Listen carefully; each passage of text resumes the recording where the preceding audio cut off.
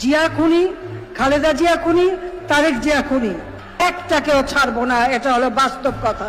আমি আওয়ামী লীগের ভাইদেরকে আহ্বান জানাবো, আগামী নির্বাচনে জাতীয়তাবাদী শক্তির পিছনে আপনারা দাঁড়াবেন। আমাদের পার্টির মহাসচিব বলেছে, আমি জেলাও বলেছি যে আমরা আওয়ামী লীগের নেতা কর্মীদের উপর অন্যায় জুলুম মিথ্যা মামলা হতে দেব না। মির্জা ফখরুল আওয়ামী লীগারদের বলতেছে নৌকার পাশে ধানের শীষ আছে, আপনারা কেউ হতাশ হবেন না, ধানের শীষ আপনাদের পাশে আছে। এটুকু আশ্বাস দিতে পারি যে আপনারা কেউ হতাশ হবেন না, ধানের শীষ আপনাদের পাশে আছে, আমরা আপনাদের পাশে আছি। আমরা বেঁচে থাকতে আপনাদের গায়ে কেউ ফুলের টোকাও দিতে পারবে না। আওয়ামী লীগের, খুনি লীগের, জঙ্গি লীগের জন্ম ভারতে, তাদের মৃত্যু ভারতে হবে। নেত্রী থেকে হিন্দুস্তান, গুলিস্তান, নেত্রী থেকে হিন্দুস্তান, দুই বনে মিল্লা। উম্মাম কাদের চৌধুরী বলেছে আমার এমপি হওয়ার দরকার নেই, বলবেন আওয়ামী লীগারদেরকে তারা ভোটটা যেন তারা জামাতকে দেয়, আমাকে দেওয়া লাগবে না। মানে একজন মানুষের সত্যিকার অর্থে তার কমিটমেন্ট এবং তার ঘৃণা যদি থাকে, তাহলে যাদের কারণে দেশ বিপন্ন হলো, যাদের কারণে এই লোকগুলা খুন গুম হয়েছে, যাদের কারণে তাদের নেতা নেত্রীরা এমন অবর্ণনীয় দুর্দশার শিকার হয়েছেন, দেশ বিপদগ্রস্ত হয়েছে, সেই মানুষগুলোর ভোট আপনাকে নিতে হবে, ভোট পেয়ে আপনাকে আবার নির্বাচিত হতে হবে। এই ধরনের নেস্টি রাজনীতিকে না বলুন। তারা আমাদেরকে বলতে চায় ৭১-এর জামাতকে দেখুন, আমি তাদেরকে বলতে চাই ৭১-এর জামাতকে দেখেছি, আপনারা চোখ খুলে ৯১-এর জামাতকে দেখেন, যাদের সহায়তায় ক্ষমতায় গিয়েছিলেন। আপনারা চোখ খুলে ২০০১ সালের জামাতকে দেখুন, যাদের সহযোগিতায় রাষ্ট্রীয় ক্ষমতায় গিয়েছিলেন। আপনারা চোখ খুলে সেই মজলুম জামাতকে দেখুন, যারা ফ্যাসিস্ট হাসিনার আমলে বুক পেতে দিয়েছিল রক্ত দেওয়ার জন্য নতুন বাংলাদেশে। তার সন্তান সজীব ওয়াজেদ জয়কে ফায়ার করে চক্ষুটা খুলে হাতে পড়ুক, সে দেখুক সন্তানের চক্ষু উপড়ে ফেললে মায়ের অন্তরে কি রক্তক্ষরণ হয়। আসসালামু আলাইকুম দর্শক, নতুন একটা নিউজে সবাইকে স্বাগত জানাচ্ছি। দর্শক শ্রোতা, আজকের ভিডিওর ভিতরে যা যা থাকছে, আশা করি ভিডিওর শুরুতেই সেই ভিডিওগুলোর অংশ বিশেষ দেখে বুঝতে পেরেছেন যে আজকের ভিডিওর ভিতরে কি কি বিষয় থাকছে। দর্শক শ্রোতা, খুবই গুরুত্বপূর্ণ কয়েকটা বিষয় নিয়ে আজকের ভিডিওটি সাজানো এবং খুবই আকর্ষণীয় হতে চলেছে আজকের ভিডিওটি। একটু মনোযোগ সহকারে এবং ধৈর্য সহকারে দেখতে হবে এবং বিশ্লেষকদের বিশ্লেষণগুলো শুনতে হবে, তাহলেই কেবলমাত্র আজকের এই ভিডিওর সারমর্ম আপনারা জানতে পারবেন বা বুঝতে পারবেন। আমি কথা বাড়াবো না, সরাসরি মূল নিউজে চলে যাব বা আপনাদেরকে মূল নিউজে নিয়ে যাব। তো যাবার আগে সবাইকে বলবো, যারা এখন পর্যন্ত আমাদের এই চ্যানেলটি সাবস্ক্রাইব করেননি, প্রতিনিয়ত গরম গরম খবরগুলো পেতে চ্যানেলটি সাবস্ক্রাইব করবেন। যারা করেছেন ধন্যবাদ। চলুন তাহলে কথা না বাড়াই একটা লাইক দিয়ে বিস্তারিত সবগুলো ভিডিওর আলোচনাগুলো শুনে আসি। ডক্টর ইউনূসকে নিয়ে প্রথম কালকে যে লাইভটিতে আমি কথা বলেছিলাম যে এক ঢিলে দুই পাখি মেরেছেন, সেটার সত্যতা ক্রমান্বয়ে হয়তো আপনারা খুঁজে পাচ্ছেন। একদিকে জামাতের বক্তব্যে মনে হচ্ছে তারা ডক্টর ইউনূসের প্রতি অনাস্থা জানিয়ে দিয়েছে, পাশাপাশি বিএনপি তার রাজনীতিতে সবচেয়ে বড় ভুলটা করেছে বলেই আপাত দৃষ্টিতে মনে হচ্ছে। বিএনপির ভুল কি কি, জামাতের লাভ কি কি, ইউনূস হাঁটছেন কোন পথে, এই তিনটি বিষয়কে আমি বিশদ আলোচনা করতে চাই। প্রথম, প্রফেসর ইউনূস যে কাজটি করলেন, তিনি খুব কৌশলে সবগুলো দলকে এমন একটি গুগলিতে ফেলে রাজপথে মোটামুটি ভাঁজ করে ফেলেছেন। অর্থাৎ কোনো দল এই মুহূর্তে আর বড় রকম কোনো আন্দোলনে যাওয়ার সুযোগ পাচ্ছে না। বিএনপির দাবি ছিল নির্বাচনের দিন গণভোট, বিএনপির দাবি মেনে নিলেন। জামাতের দাবি ছিল উচ্চ এবং নিম্নকক্ষে পিআর, উচ্চকক্ষে পিআর মেনে নিলেন এবং জুলাই সনদে বৈধতার জন্য পাশ, এটা অর্থাৎ প্রধান উপদেষ্টা বা প্রেসিডেন্ট কর্তৃক সেটিও সিগনেচার হয়ে গেছে। এবং জামাত ইসলাম বা যারা বাকি দলগুলো রয়েছে তারা যে বিষয়গুলোর সংস্কার চেয়েছিল, অর্থাৎ বিএনপি যে নোট অফ ডিসেন্ট দিয়েছে, সেগুলো এই গণভোটে ঘ ধারাতে যোগ করে দিয়েছে ইউনূস। অর্থাৎ জনগণের কাছে বিএনপি যে বিষয়গুলোকে নোট অফ ডিসেন্ট দিয়েছে সেগুলোকে তুলে ধরেছে এবং এই চারটি প্রশ্নে হ্যাঁ অথবা না ভোটের এমন একটি ব্যবস্থা করেছেন যাতে করে বিএনপি একটা মানে বড় রকম চিপায় পড়ে গেছে। আসলে কিছু বিষয় আমি আপনাদের তুলে ধরলে বুঝতে পারবেন বিষয়টা আসলে কি ঘটেছে। বিষয়টা হলো যে জুলাই সনদ বাস্তবায়ন আদেশ ও গণভোট নিয়ে কোন দলের আপত্তি কতটুকু বিবেচনায় নিলেন সে বিষয়টা আগে আমরা একটু আলোচনা করি। এক, জুলাই সনদ বাস্তবায়ন আদেশ জারির বিপক্ষে ছিল বিএনপি। তারা চেয়েছিল প্রজ্ঞাপন জারি করে এটা হোক। তাদের যুক্তি, এই ধরনের আদেশ জারির এখতিয়ার অন্তর্বর্তী সরকারের নেই, যদিও জামায়াত সাংবিধানিক আদেশের পক্ষে ছিল। দুই, বিএনপি চেয়েছিল গণভোট ও ত্রয়োদশ জাতীয় সংসদ নির্বাচনের ভোট গ্রহণ একই দিনে হোক। আগামী ফেব্রুয়ারির প্রথমার্ধে ভোট হবে, সেটি আগেই বলে দিয়েছে ইউনূস সরকার। বিএনপির এই দাবিও পূরণ হয়েছে, একই দিনে গণভোট এবং সংসদ নির্বাচন হচ্ছে। তবে এই ক্ষেত্রে জামাতের এই দাবিটি পূরণ হয়নি। জামাতের জাতীয় নির্বাচনের আগে গণভোট দাবি ছিল এবং সেই জন্য তারা রাজপথে ৫ দফা নিয়ে আন্দোলন করেছিল। তিন, সংসদে উচ্চকক্ষ গঠন অর্থাৎ পিআর সংখ্যানুপাতিক পদ্ধতি নিয়ে বিএনপির আপত্তি ছিল।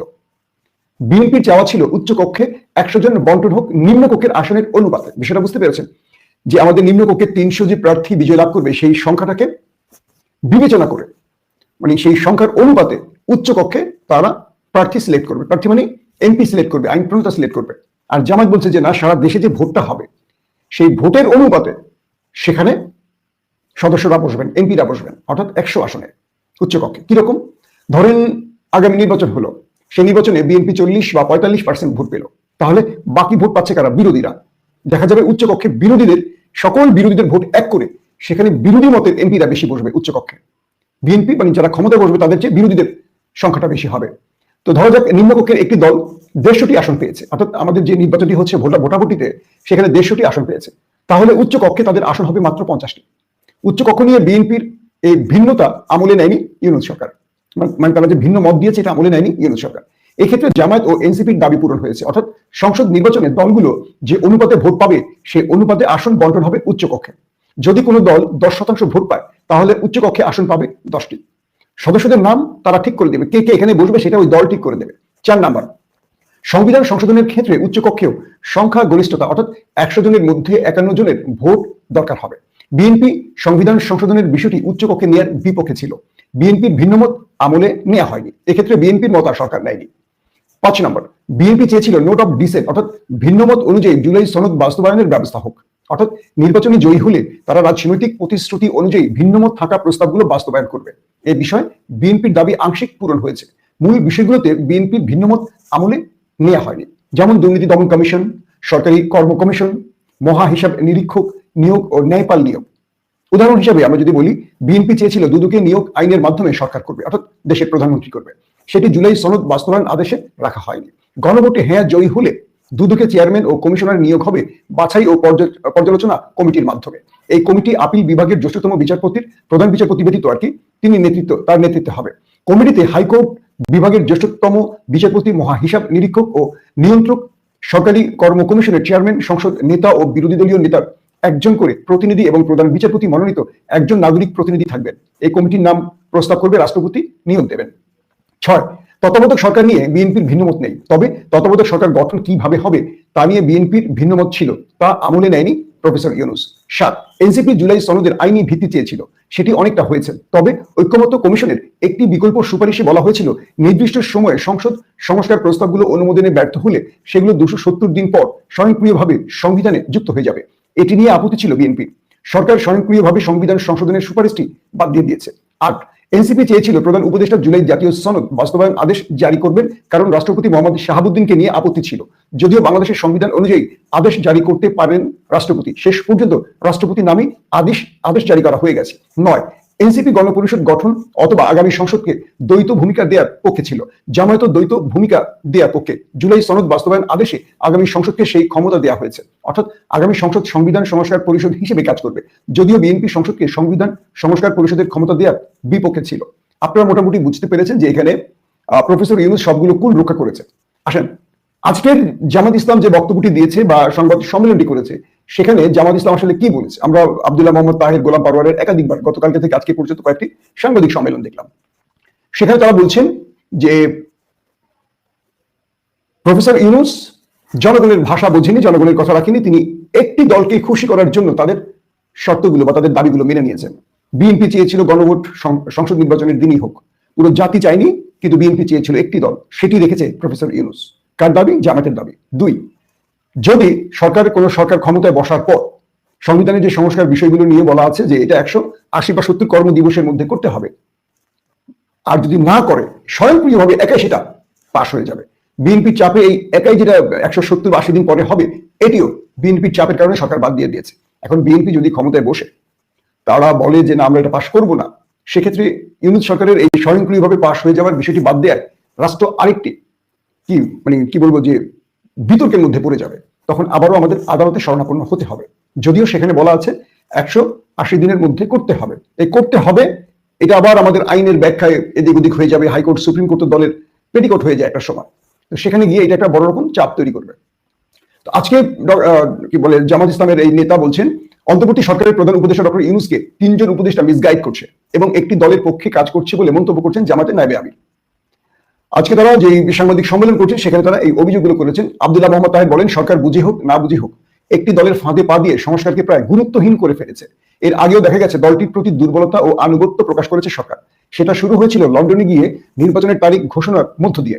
অন্য দলগুলোর সঙ্গে আলোচনা না করে নির্বাচনের রোডম্যাপ ঘোষণা করে ইউনূস, মানে প্রফেসর ইউনূস। তাছাড়া বিভিন্ন সময় ওই দলটির দাবির প্রতি নমনীয় হয়েছে এই সরকার। এতেই প্রমাণিত হয় এই সরকার এখন আর নিরপেক্ষ নয়। একটি দলের প্রতি আনুগত্য অথবা একটি দলকে ক্ষমতায় আনার জন্য যেন তেন নির্বাচন আয়োজনের চেষ্টা করছে অন্তর্বর্তীকালীন সরকার। আব্দুল্লাহ মোহাম্মদ তাহের বলেন, প্রধান উপদেষ্টাকে নানাভাবে 3 জন উপদেষ্টা প্রভাবিত করছে। তারা ভুল তথ্য দিয়ে নানাভাবে বুঝিয়ে একটি দলের হয়ে কাজ করছে। সরকার যাতে সুষ্ঠু নির্বাচন আয়োজন করতে না পারে সেই চেষ্টাই করছেন সেই 3 জন উপদেষ্টা। এবং এই বিষয়গুলো আজকে আমরা দেখলাম যে আব্দুল্লাহ মোহাম্মদ তাহের একদম স্পষ্ট করে বলেছেন যে এই 3 জন উপদেষ্টাকে দ্রুত উপদেষ্টা মণ্ডলী থেকে সরাতে হবে, নতুবা তারা বৃহৎ কর্মসূচি ঘোষণা করবে। তারা বলছেন যেভাবে অন্তর্বর্তীকালীন সরকার একটি দলের কাছে বারবারই নত হচ্ছেন, তাতে করে তারা কোনোভাবে আশা রাখতে পারছেন না যে এই সরকারের অধীনে সুষ্ঠু নির্বাচন হবে, ফ্রি ফেয়ার ইলেকশন হবে। একদম ডাইরেক্ট বলেছেন। তারা বলছেন যে আমরা শিগগিরই বড় রকম আন্দোলনের প্রস্তুতি নিচ্ছি এবং 16 তারিখে তারা আবার কর্মসূচি ঘোষণা করবে। এক বাক্যে জামাত ইসলাম আজকে সাংবাদিক সম্মেলন করে ডক্টর ইউনূসের প্রতি তাদের অনাস্থা জানিয়ে দিয়েছে। এখন বিষয়টি তৈরি হলো যে ইউনূস সরকার আসলে কি করবে। কারণ সাম্প্রতিক সময় আমরা যা দেখছি, এখানে বৃহৎ আকারে এই সরকারের যে লোক নিয়োগ প্রক্রিয়া, গত কয়েকদিন ধরে জনপ্রশাসন রাষ্ট্রের বিভিন্ন জায়গায় যে ডিসিদের বদলি করছে, নতুন করে 28 বা 29 ব্যাচ থেকে উপসচিবদের ডিসি করছে, সেই তালিকাগুলো আমরা পেয়েছি। অধিকাংশ জায়গায় দেখা গেছে এখানে বিএনপির লোকদেরকে গুরুত্বপূর্ণ জায়গায় প্রদান করা হয়েছে। আবার যারা শিবির তো আসলে কনফার্ম হওয়া যায় না, শিবির তো একটু গুপ্ত টাইপের। তো সরকার যেভাবে শিবির শনাক্ত করে, তারা দেখে যে কোন লোকটা সৎ, মানে প্রশাসনের মধ্যে যারা শিবির শনাক্ত করতে চায় তারা মূলত সৎ লোকদেরকে টার্গেট করে, যে এই লোকগুলো সৎ, ঘুষ খায় না, এই লোকগুলো নামাজ কালাম পড়ে, এই লোকগুলো একটু প্রফেশনাল, রাষ্ট্রের প্রতি দায়বদ্ধ, এদেরকে শিবির হিসাবে শনাক্ত করে।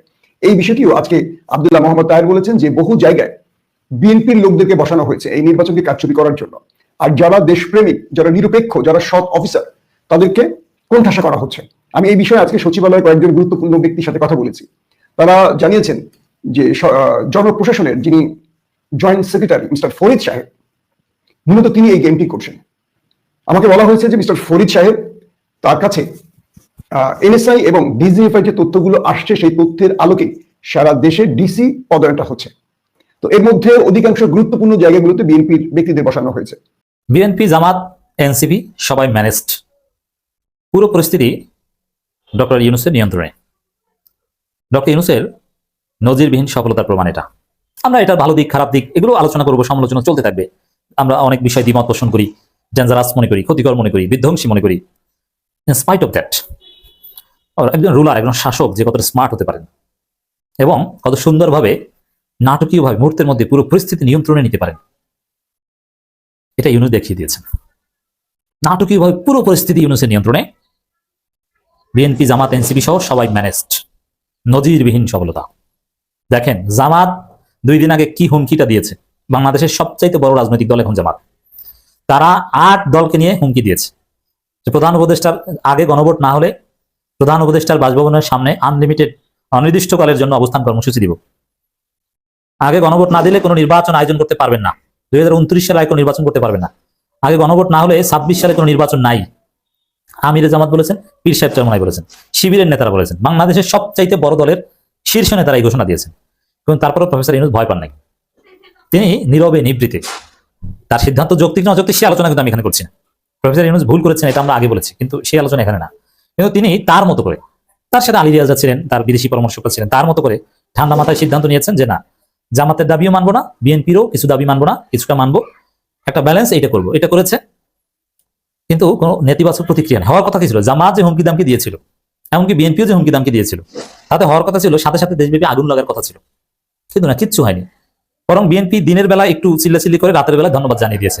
জামাতও সেম, উপরে উপরে এখনো জামাতের চিল্লাচিল্লি আছে কিছুটা, 3টা দাবি জানিয়েছে, কিন্তু আসলে জামাতও এটা মেনে নিয়েছে। জামাতও সন্তুষ্ট। জামাতও বলছে আমরা জিতেছি, উইন উইন সিচুয়েশন, আমরাও জিতেছি, বিএনপিও জিতেছি, সব ঠিক আছে, ভালো হয়েছে, এটা নিয়ে আর বারবারই করা যাবে না।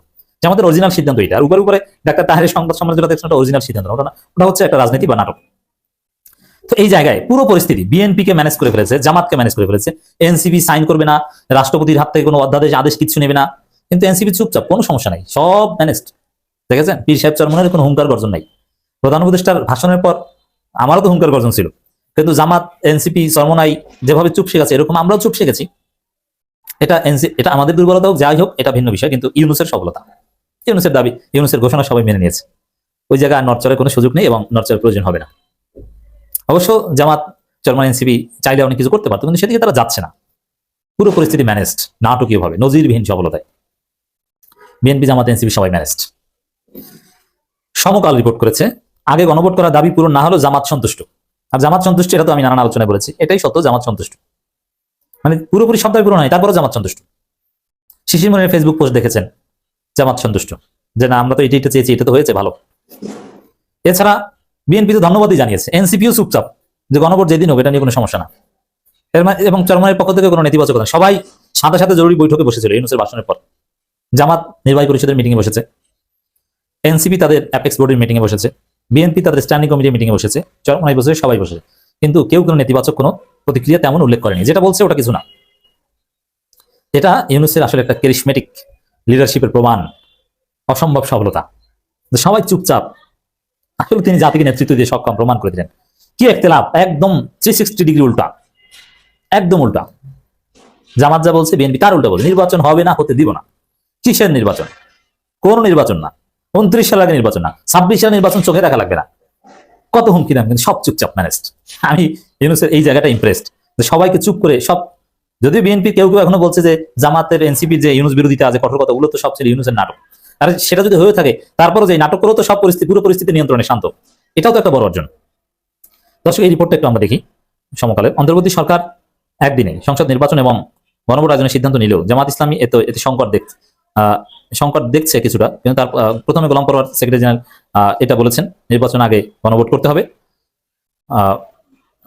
গত বৃহস্পতিবার উপদেষ্টা পরিষদ অনুমোদন করার পর রাষ্ট্রপতি জুলাই জাতীয় সংবিধান সংস্কার বাস্তবায়ন আদেশ জারি করেন। এরপর জাতির উদ্দেশ্যে ভাষণে প্রধান উপদেষ্টা জানান একই দিনে হবে গণভোট এবং নির্বাচন।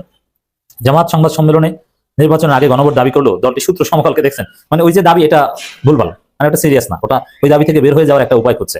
কিন্তু সমকাল সূত্র, দলটির সূত্র সমকালকে জানিয়েছে পিআর পদ্ধতিতে উচ্চকক্ষ গঠন, সনদ অনুযায়ী তত্ত্বাবধায়ক সরকার নিশ্চয়তা থাকায় জামাত সন্তুষ্ট। এর মানে তাহলে ওই একই দিন জাতীয় নির্বাচন গণভোট, ওটা নিয়ে জামাত আর বাড়াবাড়ি করবে না। দলটির একজন জ্যেষ্ঠ নেতা বলেছেন, সব দাবি পূরণ না হলেও দুটি প্রধান দাবি পূরণ হয়েছে। রাজনৈতিক কারণে জামাত নির্বাচন আগে গণভোট আয়োজনের দাবি জানিয়ে যাবে, তবে সনদ বাস্তবায়ন আদেশ প্রত্যাখ্যান করবে না। নির্বাচন এবং গণভোট একদিন আয়োজনের সিদ্ধান্তের বিরুদ্ধে আন্দোলনে যাবে না। তাহলে স্পষ্ট হয়ে গেল দর্শক, যমুনার সামনে অনির্দিষ্টকালের জন্য অবস্থানের যে হুঁশিয়ারি দিয়েছিল, এগুলো কিছুই হচ্ছে না। এটা আমি জামাতের তেমন ব্যর্থতা বা হতাশা হিসাবে দেখি না, আমি দেখি ইউনূসের সফলতা হিসাবে। ইউনূস জামাতকে আন্দোলন থেকে বিরত রাখতে পারছেন এবং সবাইকে চুপ করে রাখতে পারেন, এমনকি বিএনপির ধন্যবাদ পেয়েছেন। এটাও তো গ্রেট অ্যাচিভমেন্ট। বিএনপির মতো একটা দল যারা চলে এখন ভারতের কথায়, যারা এখন অসংলগ্ন আচরণ করছে, তাদের ধন্যবাদ পাওয়াটা এটা ইউনূসের জন্য একটা বিরাট অর্জন, ক্যারিশমেটিক লিডার। জামাতের দাবি ছিল আওয়ামী লীগ মনোনীত রাষ্ট্রপতি নন, আদেশ জারি করবেন প্রধান উপদেষ্টা। এনসিপিরও সেম, দলের দাবি পূরণ হয়নি। পিআর পদ্ধতি সংসদ উচ্চ গঠন, জুলাই সনদ অনুযায়ী তত্ত্বাবধায়ক সরকার গঠন এবং সাংবিধানিক প্রতিষ্ঠান নিয়োগের মতো সংস্কার গণভোটের দিতে জামাত যেসব দাবি জানিয়েছে সেগুলো পূরণ হয়েছে। এটা অবশ্য খুবই সিগনিফিকেন্ট। খ নম্বর আর্টিকেলে যেসব খ নম্বর প্রশ্নে যেগুলো গণভোটের প্রশ্নে থাকবে, যেগুলো এসেছে, এটা বিএনপির জন্য একটা ডিজাস্টার। বিএনপি যেসব বিষয়ে নোট অফ ডিসেন্ট দিয়েছে, তার মধ্যে একদম মৌলিক বিষয়গুলো যেগুলো বিএনপির জন্য জরুরি ছিল, ওইগুলোই কিন্তু চুদলিংপং হয়ে গেছে, মানে নোট অফ ডিসেন্টটা উঠে গেছে, গণভোটে চলে এসেছে। আর বাকি যেগুলো, ওগুলো বিএনপি আপত্তি করলো, যেমন এক ব্যক্তি দুইবার বেশি প্রধানমন্ত্রী হতে পারবে না, বিএনপির এখানে আপত্তি। আর বিএনপি তো একবারই প্রধানমন্ত্রী হতে পারে না। দর্শক শ্রোতা, আশা করি সবগুলো ভিডিও দেখেছেন এবং বিস্তারিত আলোচনাগুলো আপনারা মনোযোগ সহকারে শুনেছেন। তো প্রত্যেকটি বিশ্লেষকের বিশ্লেষণ শোনার পরে কি জানলেন বুঝলেন, অবশ্যই সেটি কমেন্ট বক্সে জানান। আর ভিডিওটি শেয়ার করে সবার দেখার সুযোগ করে দিন। আমাদের এই চ্যানেলে নতুন হলে সাবস্ক্রাইব করুন। যারা করেছেন ধন্যবাদ, ভালো থাকবেন। পরবর্তী নিউজ নিয়ে হাজির হব। আজকের মতো এ পর্যন্তই। আল্লাহ হাফেজ।